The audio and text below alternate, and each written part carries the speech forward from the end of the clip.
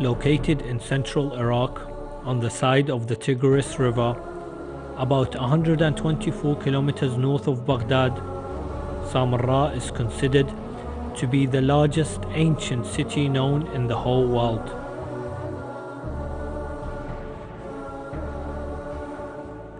Home of the Al-Askari Shrine, one of the most significant sites of worship for the Shia community. Samarra is one of the 4 Islamic holy cities in Iraq. The city was once a thriving tourist destination for millions of Shia pilgrims annually. 22nd February 2006. The gold tile dome was destroyed and the mosque was severely damaged.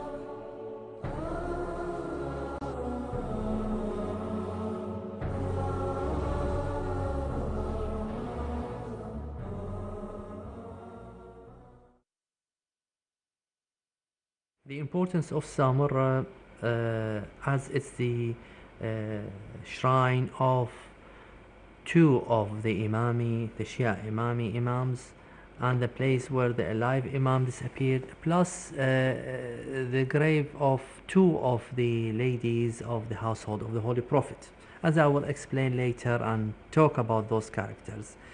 This is for the Shia Imami. For the Muslims, the household of the Holy Prophet highly respected by Muslims, and as it includes the shrine of Imam Ali al-Hadi, the son of Imam Muhammad al-Jawad, al-Imam al-Hasan al-Askari, the son of Imam Ali al-Hadi, and the Sayyida Hakima, the daughter of Imam Muhammad al-Jawad, the sister of Imam Ali al-Hadi, Sayyida Narjis, the wife of Imam al-Hasan al-Askari, and the mother of the alive Imam, Imam Muhammad al-Mahdi, and these all belongs to the household of the Holy Prophet. And the Sunni, the Shia, all the Islamic sects and madhahib highly respect the household of the Holy Prophet. Plus they were knowledgeable people. They did serve the Ummah and the Islamic community at that time, and even they had companions, students, followers all around the Muslim world, and they benefited the Islamic heritage. That's why the place of Samarra became highly respected by the Muslims in general and by the follower of Madhab al-Bayt in particular. Samarra was founded during the Abbasid Caliphate, so we are talking over 1,000 years ago, and it became the capital of the entire Islamic world. So if we were to look at Samarra just as a site of heritage, then there is over 1,000 years of history. We find that the West focuses on something that is 120 years old. They will call it a landmark or a place of significance, and they'll be in the UK it's called it gains listed status, so it means nobody's able to damage it or change its form in any way, and sometimes it becomes a place of attraction. We have something that is over 1,000 years old, and Samarra on just this basis will become very significant, number one. Number two, Samarra hosted scholars, Samarra hosted khulafa, Samarra hosted the imams, Samarra hosted people who came to the center of the Islamic world. For a period of almost 80 years, Samarra was the capital of the Islamic world. In Samarra itself, we have shrines dedicated to the imams. We have places where scholars are buried and important graves. We have the remnants of the old city to the north where the khulafa were based. In terms of the architecture, it's important. In terms of what went on in that life, we want to understand city life as historians or archaeologists. We want to look at Samarra from this aspect. It is also a place where we've had a mixture of people who are followers of the Ahl Bayt and people who are followers of the school of the Sahaba. We have a city where you have 2 imams, and the current and 12th imam is buried. It was born there, and his fathers are buried there. And the imam was last seen there. And the imam will go back and visit his family there. And it is somewhere there, if we wanted to say salam to the imam, it's probably the best place to go to his home. The imams were buried in Samarra itself. They were buried in their homes. So when we go to visit their shrines, this is the home of the imams. So in terms of the importance to the followers of Ahl Bayt, it's of extremely high importance, particularly in this modern era when we are trying to reconnect with our imam, the 12th imam. Peace and blessings be upon him. In terms of the followers of the other schools of thought, it is a place of importance to the Islamic world generally.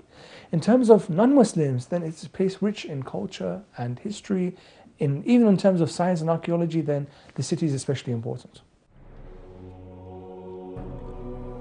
Imams al-Hadi and al-Askari were actually buried in their own home, and the holy site is the actual birthplace of the 12th Shia Imam, the awaited Mahdi, and is the last place he was seen before going into occultation. The place of Samarra is a bit different than other places, as Samarra, which we are talking about, where the shrines, the holy shrine is, it used to be called Al-Askar, and this is a bit further down from Samarra, where the palace of the Abbasid caliphs al-Mu'tasim were. As the Mu'tasim expelled Imam Ali al-Hadi from al-Madinah al-Munawwara to al-Askar. It used to be like a military camp near Samarra. So the Imam were surrounded by his followers, by his companion, by his students. At the beginning, it wasn't as crowded as it's meant to be, because the two Imams were in exile. At the time of Imam Hassan al-Askari, things became a bit better, communication became a bit easier, the followers start going back and forth from his place in Al-Askar, and even at the late stages of Imam Ali al-Hadi. So we noticed that a few of their followers were there, and not only that, many of them were buried there. If we refer to historic books, one of them is known as Ma'athir al-Kubara fi Ahwal Samarra by Marhum Sheikh Dhabih Allah al-Mahallati. It's been written in Arabic. In the second volume, if I'm not mistaken, he talks about the graves of those followers and companions of the Imams, and that probably reflects that there were so many Shia followers of the Madhab al-Bayt were living there. The Imams, when they were brought to Samarra by the Abbasids, they were taken to an area called Al-Askar, which means the Askar, the garrison of Al-Mu'tasim, who was the first Khalifa who brought the Imams to Samarra. And this was where the soldiers had garrisoned. It was their encampment. And in order to make it difficult for people to come in and out of the presence of the Imam, to visit the Imam, to see the Imam, to have access to him, they decided to have the Imams in a house inside this garrison. So imagine a house surrounded by soldiers, which is probably the most inaccessible place you could find. And in this way, the Khalifa was able to keep an eye on the Imams, to investigate who was coming in and out, what was happening, how was the Imam connecting to his followers. And the Imam Ali al-Hadi salamullah alayhi was buried there when he died. He requested in his will that he be buried in his house. And then his son Imam al-Hasan al-Askari requested the same thing. And Imam al-Hujjah, our 12th Imam, our living Imam salamullah alayhi, was born in that very house. Later on, the Abbasids did not live in this area, of course. Their palaces, the real Samarra, the city of Samarra, is to the north. And after the fall of Samarra, let's say, or after the move back to Baghdad, the area to the north, which was the real city of Samarra, fell into disrepair. People were not interested in going there because the Khalifa did not live there anymore. The whole reason why Samarra became popular was because the Khalifa was there. So when they went back to Baghdad, the Abbasids, people stopped visiting Samarra. The people that worked there left, the civil servants left, the people that were close to the Khalifa left, the markets, the soldiers, everybody left. And so we have the northern part of Samarra became a ghost town. And what remained was the area around the house of the Imams became the Samarra that we have today. People began to visit. People came to study and get barakah by being close to the Imams. People gave a nidhr that they promised to, if so and so happened, if they were granted a son, that they would go and live next to the Imam, for example. Some people came and seeking Imam al-Hujjah salamullah, so they wanted to be close to where he was last seen, and so on. And over time, during the period of the Buwayhids, which came after the Abbasid period, or the Abbasid real control period, the time when they were really the practicing Khulafa, the Buwayhids were the first to sponsor the building of the shrines. And it was a very simple fashion, a wooden box over where their graves are, and just some wooden doors and entrances around the shrine. So very simple, very basic, something that you could do, in a short amount of time. And over time, every time a wealthy merchant or an alim or some of the civil servants or the politicians who were sympathetic to the school of Al-Bayt came to Samarra, they added something to it. So the wooden encasing then received valuable cloth. And later on, someone decided to put some mud around so that the land would be raised up, so you wouldn't be treading near the grave itself, and so on. It carried on successive times, that every time someone came to Samarra, they would build it up slowly. Even some of our great Muraja contributed to this. Even some people who lived far away and didn't manage to reach Samarra, some of the Shia from Iran or elsewhere, they would contribute to the building of Samarra, and it was stages. We have incidences where, for example, the wood encasing burnt, or there was a flood and part of the shrine was damaged, and after this there was also reconstruction. And perhaps the most influential of these was at the beginning of the 20th century. The Shah of Iran, wealthy and interested in taking credit for rebuilding and reconstructing the Shrine of the Imams, started the last phase of construction that we see today, before the incidences of 2006, and they expanded the shrine. They purchased some of the areas around it, and they included parts of the surrounding areas into the Haram, the sacred area of the Imamain Askariya mosque today. The city of Samarra was built around the holy Shia shrines of the two Imams in Samarra, and during that time many Shias made their way to live around the shrine of their Imams. Mirza Shirazi immigrated to Samarra in 1880 something, before or after, I can't remember exactly the date, because he died in 1893, but he was there for the last 15-20 years of his life. The Shia population was so high at that time, and he built the town, he built a few schools, and that continued until 1920 or 1915, when Mirza Muhammad Taqi Shirazi, one of his best students, migrated to Karbala with a few of his followers, Sayyid Ismail al-Sadr and Mirza Hussein al-Naini. These were the main students who went back to Karbala, and then Mirza Ali Agha al-Shirazi, the son of Mirza Hassan Shirazi, who went, I think, for a short period to Karbala, then to Najaf. So we noticed that they were Shia, their Hawza was very active, and at other stages also during history, the Shia presence was there. In Karbala and Najaf, the situation is different, because southern Baghdad and the southern part of Baghdad was highly populated by Shia. All of the population were Shia. Northern Baghdad, the Shia were scattered in the villages around Samarra, and we notice until now that up to Balad, where the shrine of Sayyid Muhammad, the son of Imam al-Hadi, it's full of Shia. This probably reflects and explains why the Shia is not vast majority in Samarra, and why it's getting lessened sometime in history. In April 2003, US, British and other coalition forces led a war on Iraq to get rid of the Ba'athi regime that had been in power for over 25 years. After the fall of this regime, Iraq was in turmoil, without a government.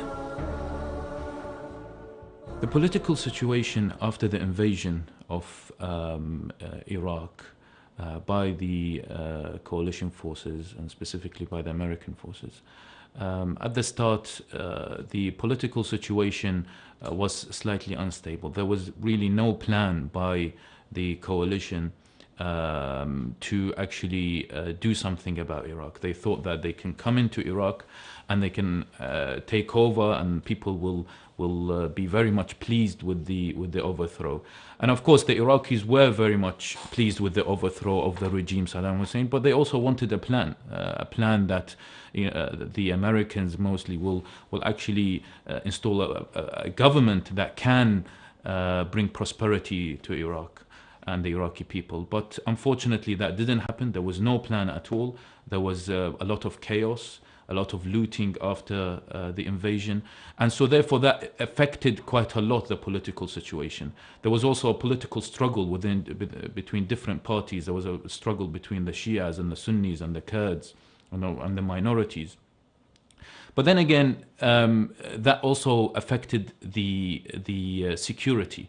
And one very, very important thing that not a lot of people do recognize regarding this particular issue is that after the invasion in 2003, the doors were open for Al-Qaeda to come into Iraq. Al-Qaeda, remember, they were scattered all over the Arabian Peninsula. They weren't in one particular place. But they found Iraq as an opportunity for them to go in, stay there for a bit, visualize, see and analyze the whole situation, see if it's quite vulnerable, then they come in force and they attack. And of course they did get support from neighboring countries, unfortunately, such as Saudi Arabia, to actually cause chaos and violence in Iraq. At least 31 people have been killed in the Iraqi capital in a suicide attack on a funeral procession. It brings the death toll from sectarian violence to more than 400 since a political crisis erupted last month.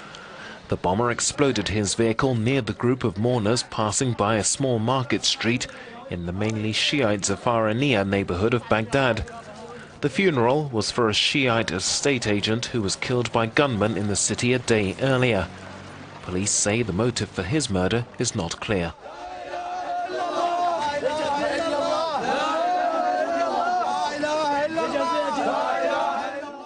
I'm sure everyone knows that post-2003 Iraq was quite chaotic. It remains to a lesser degree, but in those periods between 2003 and the events of 2006, Iraq was under occupation by various armed forces of other countries, number one. Two, the government itself hadn't yet been appointed by the people. The constitution was in place, but we hadn't had general elections yet before that incident. Three, everybody knows that various armed militias had real power in Iraq. Weapons were awash everywhere.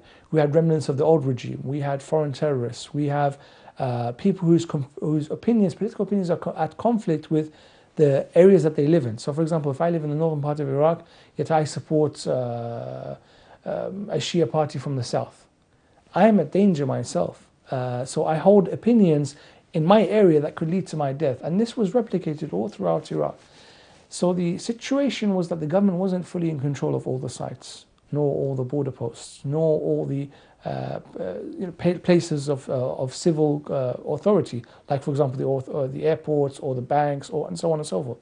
So the attack on Samarra in a way seemed logical because it wasn't that well protected.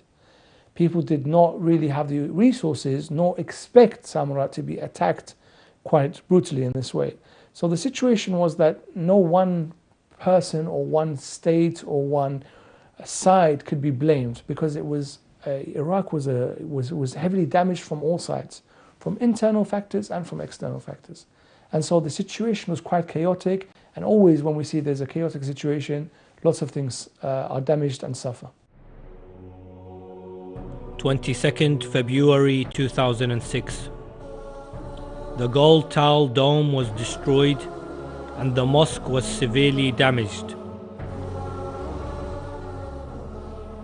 There were different accounts to what really happened on the 22nd, on the night of the 22nd of February 2006. One account says that there were at least 6 to 8 Al-Qaeda members came on the night of the 22nd dressed in military uniforms.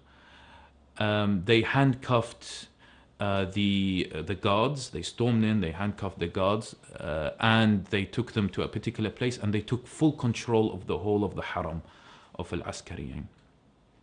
So what they did throughout the night, took them many hours throughout the night, they kept on planting their bombs. And if you go back now to Samarra, you do actually see that they tell you this is the place where they have put or planted this particular bomb, and it's usually in the corners. And that was quite a clever move by these terrorists, because to put them in a particular corner, at every single corner you can maximize destruction. So they put them, and they put a lot of explosives in there. And it took them several hours to take the explosives and put them in this particular place and that particular place.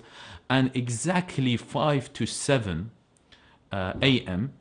They triggered all these bombs and it all exploded.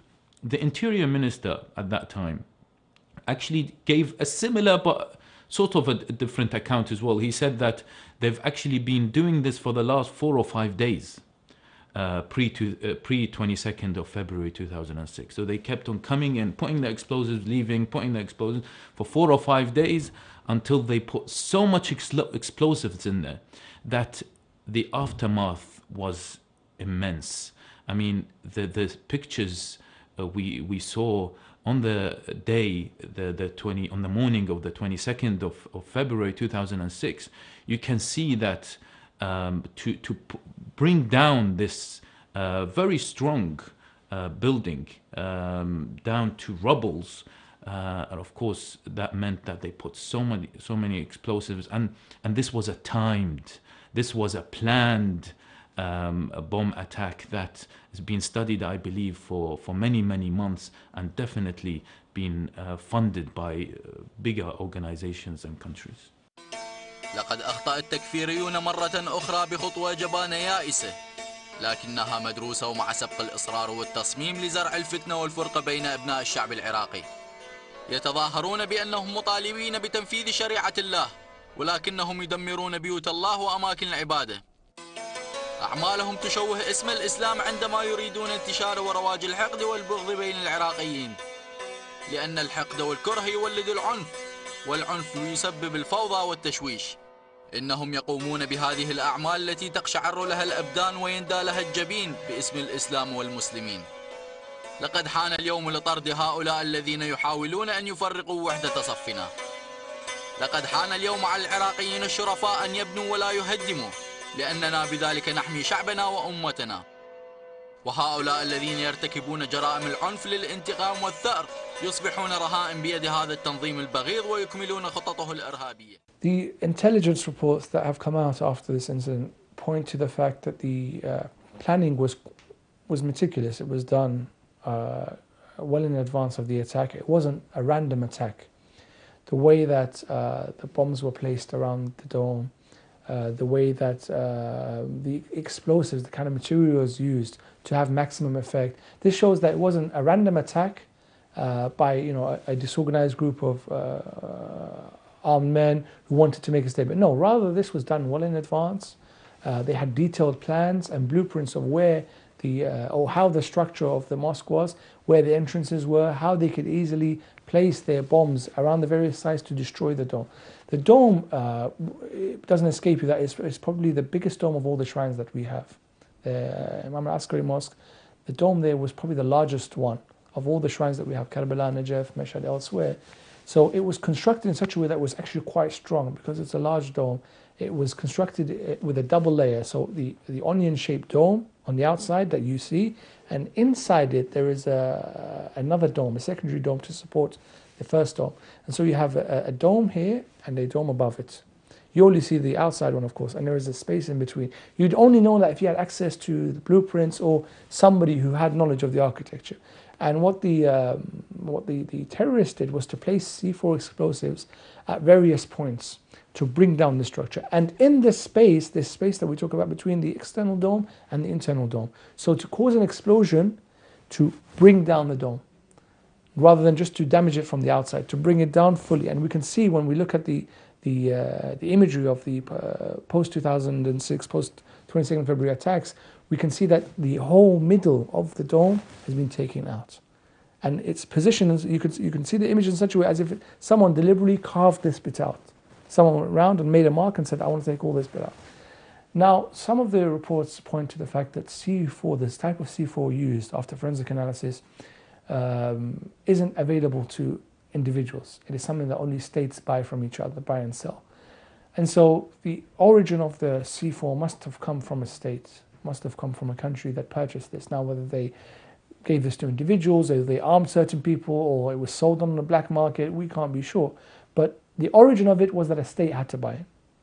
Now, how did it get to the hands of individuals is a secondary matter, but we know that at one point a state must have been involved in the attacks on Samarra. The armed group might have been a front, so they might have been acting on behalf of a state or another international player, an actor or an agency. Their intentions were quite clear from the results that happened afterwards. They wanted to cause chaos. They wanted a statement to go out to all the Shia Muslims that nothing is sacred. Not only will we attack men and women and children in the markets, in the schools, we'll behead people and put the videos online, we'll attack your marches to Karbala. Now we're going to attack the most important thing in your lives, your imams, we'll attack those as well. And will cause terrible damage as well. To infuriate the Shia, to try to get a reaction, to increase the cycle of violence. So we can't really point to 100% knowledge of who committed in terms of not the individual that placed the bomb, but the planning and who ordered its execution. That's the most important thing. Where even if you found the 4 or 5 armed people that placed the bombs there, they didn't act on by themselves. There was someone behind them or something behind them. We can't say with certainty, but at one point in it, there is a state or a country involved. I think we can definitely blame the security, the people, the guards who have actually protected the mosque. But the issue is that you have to go up a level. It's not really the people's problem, it's actually the government's problem. The government pre-2006 had to keep a close eye into what's happening all around that particular area, that particular triangle, as they call it, the Sunni triangle. And unfortunately, as you have a very popular, very famous Shia mosque down there, shrines, and you have majority of the Sunnis, and this is what Al-Qaeda wanted. Al-Qaeda came in to try to trigger this sensitivity, these differences between the Shias and the Sunnis. So they might have had some influence on some of the people who are living in Samarra. But then again, you have to go back to the security forces. Where were they? Didn't they protect? Didn't they actually predict such a thing will happen? Where was the intelligence? Don't we have any intelligence? Didn't we have some sort of intelligence that will tell us there was a planned attack on the Askari shrine? So I wouldn't particularly blame the people of Samarra. I will definitely blame the security forces at that time for their lack of intelligence, the lack of planning into how to protect the Askari shrine. And may I also say that there also some blame on the Iraqi endowment, religious endowment group. Of course, they belong to the government, and their responsibility are the mosques. So we have the Sunni endowment and we have the Shia endowment in Iraq, and it was the responsibility of both.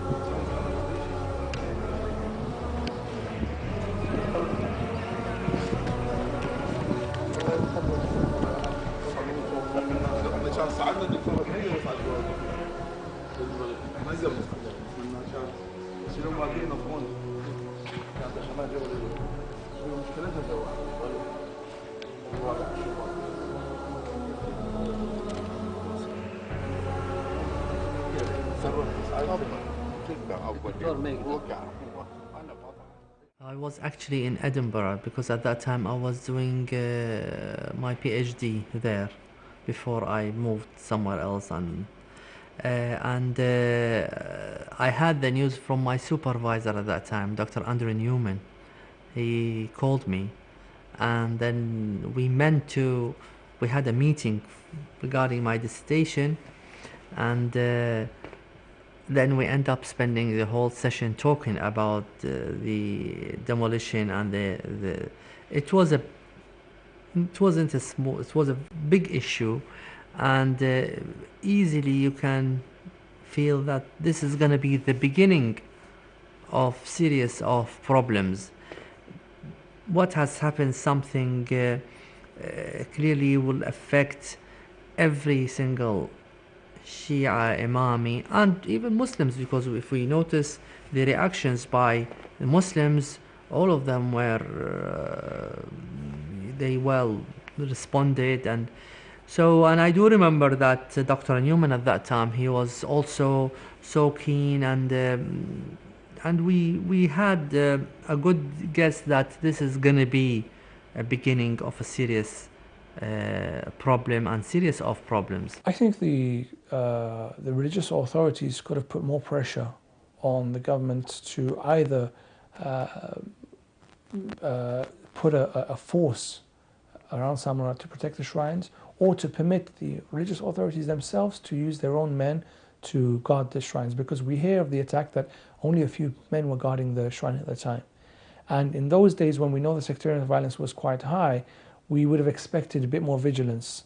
So there is in hindsight, a lot of benefit to saying, we should have done so and so and so that might help in future attacks, to prevent future attacks. But we know definitely that the security apparatus was understaffed. We know with certainty that if we had had dozens more men protecting that shrine, that the attack wouldn't have happened. If we had better intelligence, that the attack wouldn't have happened. If we had better relations with the people that lived around Samarra, that they would inform us if any attack were to happen, or to prevent any attacks, then we could have stopped what was happening. But like I say, this hindsight knowledge is useful for trying to prevent future attacks. The bombing of Al-Askari shrine increased the tension between Shia and Sunnis in Iraq. Even though the government and the scholars in Najaf tried their best to enforce peace in Iraq, but did this bombing damage any chance of peace? When this happened on the 22nd of February 2006, there was a slight delay in the government reaction, unfortunately. The government didn't react very quickly. There was, after a few hours of this, some of the Shias went out on the streets, did some sporadic killings of the Sunnis in Sunni areas, and same thing, vice versa. Some Sunnis started killing the Shias, which is exactly what Al-Qaeda wanted. And there was supposed to be, the government should have actually imposed a quick curfew. When that happened, impose a quick curfew. And unfortunately, that didn't happen. It happened later on. But that in particular instance, that particular time, they should have imposed a quick curfew to stop these violence. And these violence were the start of a massacre between the Sunnis and the Shias in 2006, and then went on to 2007. So it was a delayed reaction, although the Prime Minister at that time came out and said that, this is Al-Qaeda who've done this. This is their motive. They want to separate between the Sunnis and the Shias, and they want to cause a civil war. They want for all of us to divide. They want Iraq to divide. They have different countries. They're fulfilling different countries' agenda and things like that. So he did warn the Iraqi people. But I believe that a quicker reaction, imposing a curfew on that particular day and a few days after that, would have been much more appropriate. Everyone was shocked and upset, and if we go back to documentary films, we can notice that Alhamdulillah, the Maraji' were at that time Ayatollah Sayyid Sistan, Ayatollah al-Udma Sayyid Sistan, and Ayatollah al-Udma Sayyid al-Hakim, and Ayatollah al-Udma Sheikh al-Fayyad, Sheikh Bashir. They met and they were start calming the Muslim and the Shia population, and that has great influence in stopping the kind of revenge actions to be taken by the Shia and even by some Muslims who were upset and sad about what happened. After the bombings in 2006, there was some sort of good intelligence in Iraq, which pointed the fingers towards two main people. The first person was called Fakhr Muhammad Ali. Fakhr Muhammad Ali was caught while he was actually trying to do an operation, as they call it, against the military on a checkpoint, and they caught him there. He was injured, and they caught him, and around 18 of the other people they caught as well. And Fakhr Muhammad Ali confessed that he was involved in the Samarra bombing.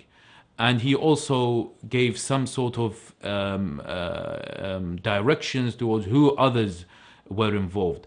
But the main head, the mastermind of this operation in Samarra on the 22nd of February 2006 was someone called Haytham al-Badri. Haytham al-Badri was the mastermind, one of the leaders of al-Qaeda during in Iraq during that time.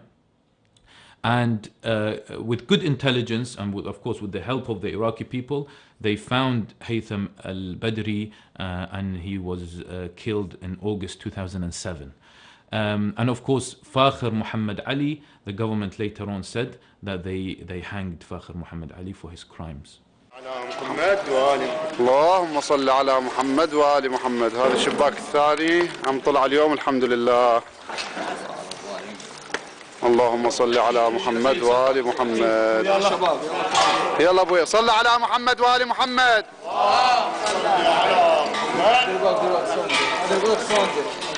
بارك الله بكم بارك الله بكم. وقفوا بصف ذاك على الحائط. I think Samarra is very important for us, and it needs a lot of, we need to raise the awareness, and I don't think enough. Now I think it's not as bad as it used to be, but we need to raise awareness, we need to raise attention of the followers of Al-Bayt to the importance of Samarra, because it's been,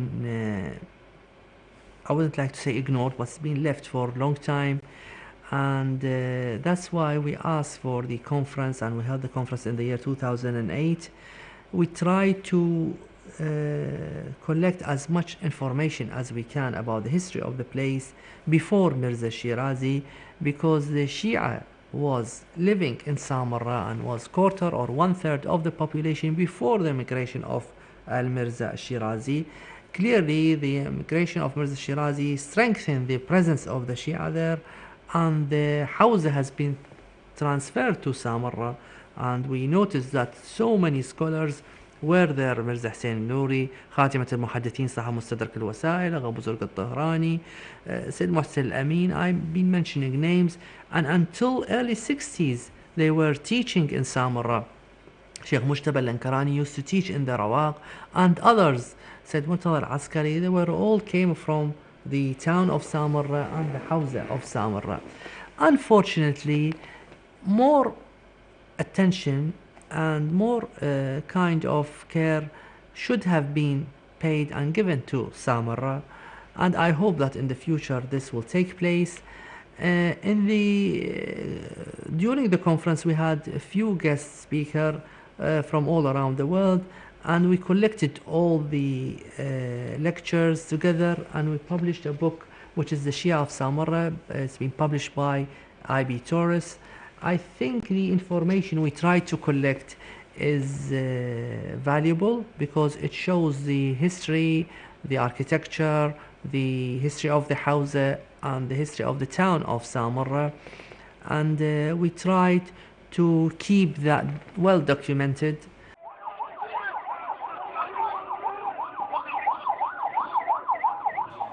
Unfortunately, the bombings in 2006 has affected Iraq dramatically. It was the intention of the terrorists, of Al-Qaeda members, to cause such a long-lasting effect. And unfortunately, and I say this with so much bitterness, that they have caused a long-lasting effect. They caused a huge civil war in Iraq. Many thousands of people died as a result. And until this moment, unfortunately, you know, there are some sort of sensitivities between the Shias and the Sunnis, created, I believe, because of that that conflict that happened in 2006 and 2007 and 2008 as well. Although now it is much better. There's a lot of cooperation between the Sunnis and the Shias, and also in the government we have quite a few Sunnis as ministers and things like that, and even between the Iraqi people themselves.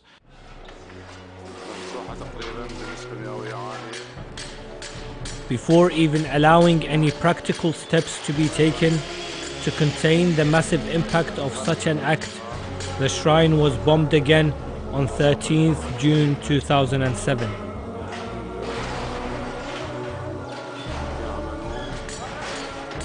Unfortunately, after the first bombings in 2006, there wasn't a plan to secure the Haram.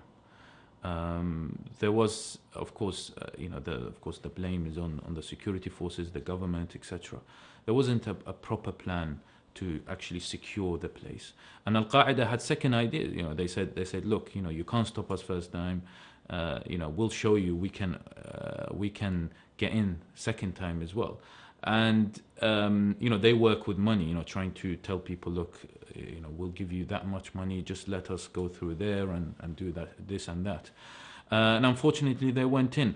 But after the second bombing, which put down the two minarets, the incumbent Prime Minister, Nouri al-Maliki, he visited the place straight away after that. Of course, he imposed curfew straight away after that, and he went himself to the shrines, and he managed to set up a committee while he was there to take care of the rebuilding, and most importantly, he dedicated a whole troops or group in the defense ministry to protect from all angles the shrines of Samarra, so that no one can actually come and do what they did before. So there was people assigned specifically to come and protect the shrines, and of course there were a lot of checkpoints set. So as if you've been to Karbala and Najaf, and if you haven't, may Allah subhanahu wa ta'ala give you the opportunity to go and do ziyarah there, you can see that there's no cars allowed to reach the Haram, and there are a lot of checkpoints as you go through, a lot of body searches and things like that, even car searches as you reach the last point where a new car can go. It's the same thing now in Samarra as well. So they've implemented the same thing. No car can go near the Haram. A lot of body checks and a lot of security. So alhamdulillah, that was effective.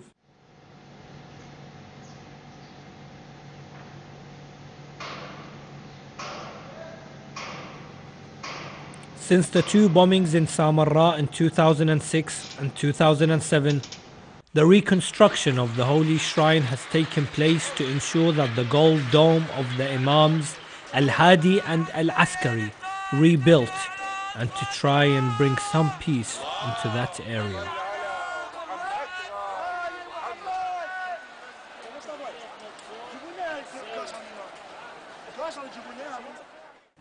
I think that we have to give credit to multiple sides here. First of all, the Waqf al-Sunni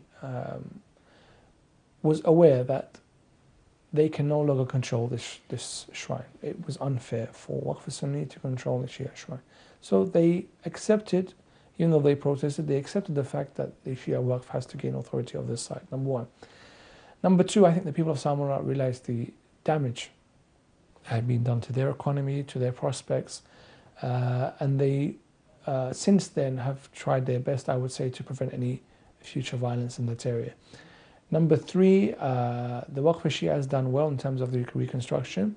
It might have been slow, but they have attempted to preserve or keep as much of what was left out of the damage as possible. So I know for a fact that the bricks or some of the rocks and stones that were left in the rubble after the bombing, they reused it in the construction.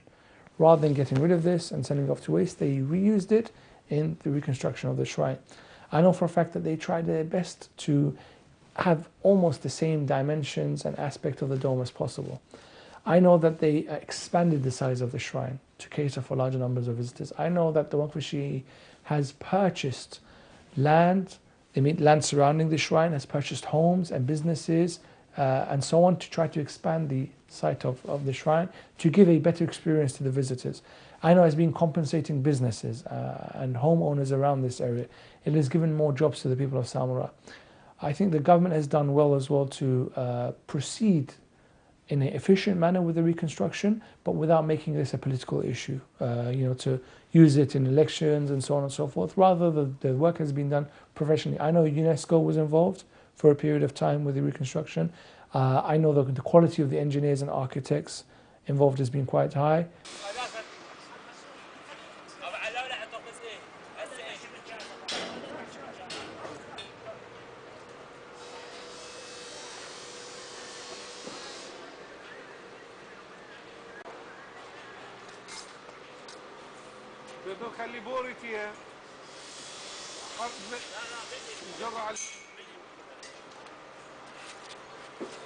I spoke recently to the administrative manager of the rebuilding of Samarra Mosque, and he spoke about the great progress they have actually made in rebuilding Samarra, the mosque itself, and in fact actually rebuilding Samarra as well, because it's a quite in a funny way you can say that although the bombings were quite atrocious, some sort of positive things did come out of these bombings, which is now the whole city is actually being rebuilt.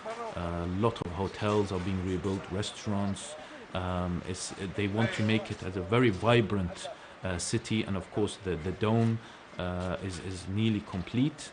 The Golden Dome, the minarets are nearly complete. I spoke to him and he said within a few months, inshallah, everything will be complete. And a lot of people have actually given their time. A lot of people have actually funded this, and the main funding comes, of course, from the government, from the Iraqi endowment, the Shia Iraqi endowment, and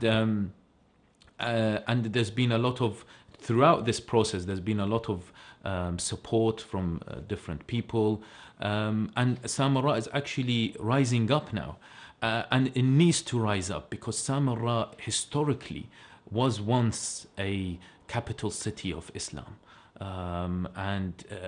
If you go there, Samarra is a very, very beautiful city. It's got the river Tigris near it. It's a World Heritage Site. I mean, I remember when I went there, I saw still the remains of the Abbasid castles there. You still can see them very clearly. You can see them, and it doesn't, by the way, just attract Muslims. It also attracts people who are very much interested in ancient things, it's a very important place for Muslims, specifically for the Shias, and of course we're going to pilgrimage towards Samarra. So strategically, it's an important place, and it's the rebuilding now of Samarra, I think, will bring some sort of happiness for those people who wanted Iraq to get back to normality, and it will strike hard against those people, Al-Qaeda and all these Ba'this and all these anti-Shia people who really wanted to hurt the Iraqi people, and specifically the followers of Ahlul Bayt, and will strike hard on them to see that the rebuilding of Samarra. And alhamdulillah, we ask Allah subhanahu wa ta'ala to keep Samarra secure, and that's very important because, as I said, the area is not, the population of the area may not 100% sort of favor or take care of these particular shrines, like what in the Karbala and Najaf. So we need we need all the mu'mineen to do constantly dua to help the people to protect these two imams. وبعزتك التي لا يقوم لها شيء. I think the Golden Dome represents a number of important things for people all over the world. Number one, it represents that the Iraqi people will always have hope. They have suffered tens of years, decades now, and before then, but recently they've suffered heavily. And so seeing the damaged shrine of Samarra had a negative effect on the perception of Iraqis themselves and other people of Iraq itself. So seeing the shrine again back in its glory will tell the whole world that Iraq will be rebuilt, that Iraq will be preserved, and that Iraqis themselves do have hope. So that's an important statement.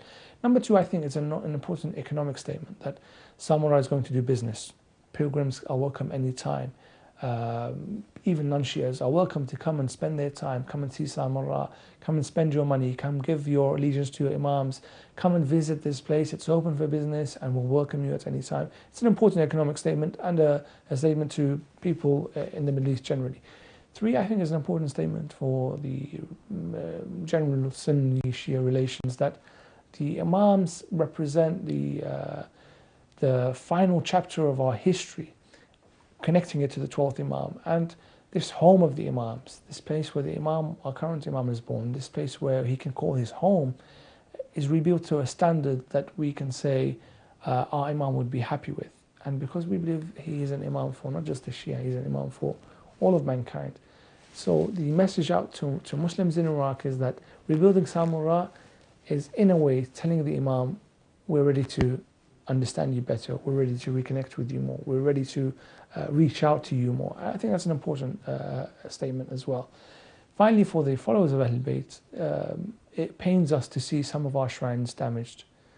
In al-Baqi, for example, we hear about the shrines in Damascus and elsewhere in history. It pains us to see that this place where these men who are buried purely attacked out of hatred, it's something that goes against all humanity. You would protect a shrine, you would protect a tree that is 1,000 years old, yes? You would protect a book that is 1,000 years old. How about a place where somebody who is the grandson of the Prophet, somebody who is a living Imam, somebody who had influence on millions of people, till today we read their words, we pay special attention to their actions, we would aspire to be followers of them. And for having this dome over their site, the Imam himself suffers. He's attacked, and their followers are attacked, and the pilgrimages stop. So for us, the Shia, we've had a history of witnessing this. So finally to see the dome back up in its glory and people freely going to Samarra in all safety and in all convenience, I think gives us a message that, alhamdulillah, things have improved, things are better now. And for us as a Shia to be confident that when we reach out to other people, hopefully, and we wish inshallah, that will be rewarded with better relations, rather than us reaching out and going for better relations and trusting in other people and continually being disappointed and our faith and our heritage and our culture being attacked. So inshallah, it's a message of positivity for all sides, us, the school of the Ahlul Bayt especially. في كربلاء واحد وواحد بالمدينة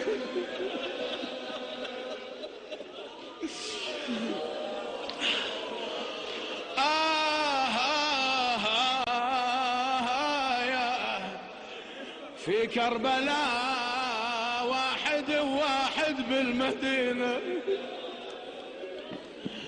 والله يوم الحسن مشدوه قبره مهدمين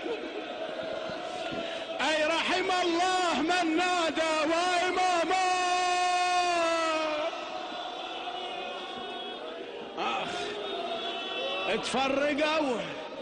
تفرقوا عنك وصار الشمل تبديد تفرقوا عنك وصار الشمل تبديد واحد دفن عندك وواحد عنك بعيد